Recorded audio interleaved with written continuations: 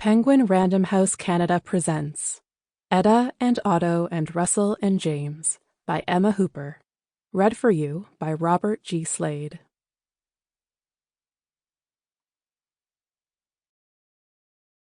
Chapter 1. Otto, the letter began, in blue ink. I've gone. I've never seen the water, so I've gone there. Don't worry. I've left you the truck. I can walk. I will try to remember to come back. Yours always, Etta. Underneath the letter she had left a pile of recipe cards. All the things she had always made, also in blue ink, so he would know what and how to eat while she was away. Otto sat down at the table and arranged them so no two were overlapping, columns and rows. He thought about putting on his coat and shoes and going out to try and find her, maybe asking neighbors if they'd seen which way she went, but he didn't. He just sat at the table with the letter and the cards. His hands trembled. He laid one on top of the other to calm them. After a while, Otto stood and went to get their globe. It had a light in the middle, on the inside, that shone through the latitude and longitude lines. He turned it on and turned off the regular kitchen lights. He put it on the far side of the table, away from the letter and cards, and traced a path with his finger. Halifax. If she went east, Etta would have 3,232 kilometers to cross. If west to Vancouver, 1,201 kilometers. But she would go east, Otto knew. He could feel the tightness in the skin across his chest, pulling that way. He noticed his rifle was missing from the front closet.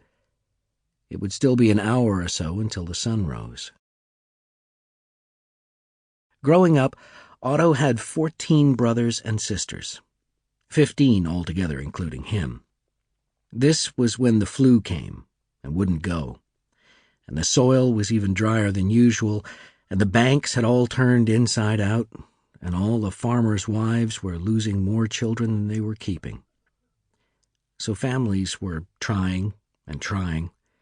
For every 5 pregnancies, 3 babies, and for every 3 babies, 1 child. Most of the farmers' wives were pregnant most of the time. The silhouette of a beautiful woman, then, was a silhouette rounded with potential. Otto's mother was no different. Beautiful, always round. Still, the other farmers and their wives were wary of her. She was cursed or blessed, supernatural, they said to one another across mailboxes, because Otto's mother, Grace, lost none of her children, not one.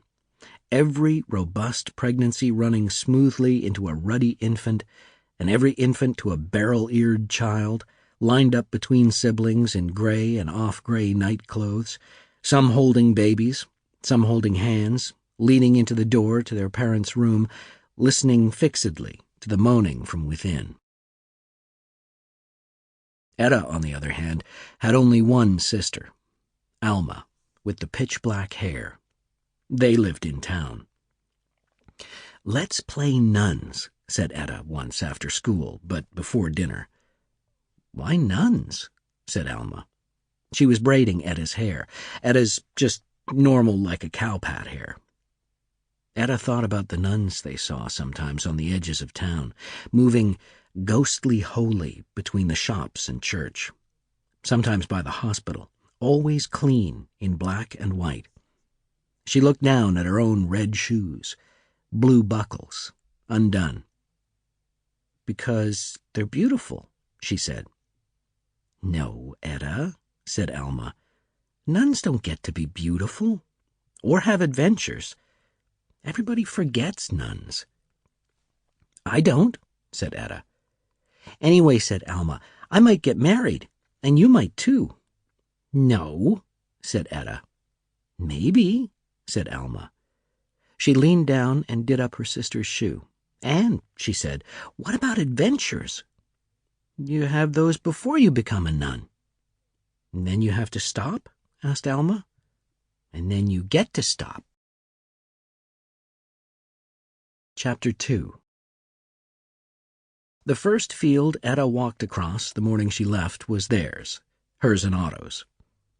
If there was ever dew here, there would still have been dew on the wheat stalks, but only dust brushed off onto her legs. Warm, dry dust. It took no time at all to cross their fields. Her feet not even at home in the boots yet. 2 kilometers down already. Russell Palmer's field was next. Etta didn't want Otto to see her leaving, which is why she left so early, so quietly. But she didn't mind about Russell. She knew he couldn't keep up with her, even if he wanted to. His land was 500 acres bigger than theirs, and his house was taller, even though he lived alone, and even though he was almost never in it. This morning, he was standing halfway between his house and the end of his land, in the middle of the early grain, standing, looking. It took 15 minutes of walking before Etta reached him. "A good morning for looking, Russell?" "Just normal. Nothing yet." "Nothing?" "Nothing worth noting." Russell was looking for deer. He was too old now to work his own land. The hired crew did that. So instead he looked for deer, from right before sunrise until an hour or so after, and then again from an hour or so before sunset until right after. Sometimes he saw one. Mostly he didn't. "Well, nothing except you, I suppose. Maybe you scared them away." "Maybe. I'm sorry." Russell had been looking all over while he spoke, at Etta, around her, above her, at her again. But now he stopped. He just looked at her. "Are you sorry?" "About the deer, Russell. Only about the deer." "You sure?" "I'm sure." "Oh, okay. I'm going to walk on now, Russell. Good luck with the deer." "Okay. Have a good walk. Hello and love to Otto, and to any deer if you see him." "Of course. Have a good day, Russell." "You too, Etta." He took her hand, veined old, lifted it, and kissed it, holding it to his lips for 1, 2 seconds. "I'll be here if you need me," he said. "I know," said Etta. "Okay. Goodbye, then." He didn't ask, "Where are you going?" or "Why are you going?" He turned back around to face where the deer might be. She walked on, east. In her bag, pockets, and hands were 4 pairs of underwear, 1 warm sweater, some money, some paper, mostly blank, but 1 page with addresses on it, and 1 page with names, 1 pencil and 1 pen, 4 pairs of socks, stamps, cookies, a small loaf of bread, 6 apples, 10 carrots, some chocolate, some water, a map in a plastic bag, Otto's rifle with bullets, 1 small fish skull. 6-year-old Otto was checking the chicken wire for fox-sized holes. A fox could fit through anything bigger than his balled fist, even underground, even up quite high. He would find an opening and press his hand gently against it, pretending to be a fox. The chickens would run away, unless Wiley, whose job it was to throw grain at the birds, was with them, but this time Wiley wasn't there, and so the chickens were afraid of Otto's fist. "I am a fox." Otto wrapped his thumb around the front of his balled fingers and moved it like a mouth. "I am a fox. Let me in." Pressing gently, but as hard as a fox's mouth. "I am hungry. I will eat you." Otto was hungry. He almost always was. Sometimes he ate little bits of the chicken grain, good to chew on, if Wiley wasn't there. He had checked 3½ sides of the wiring when 3½-year-old Winnie walked up in dungarees with no shirt.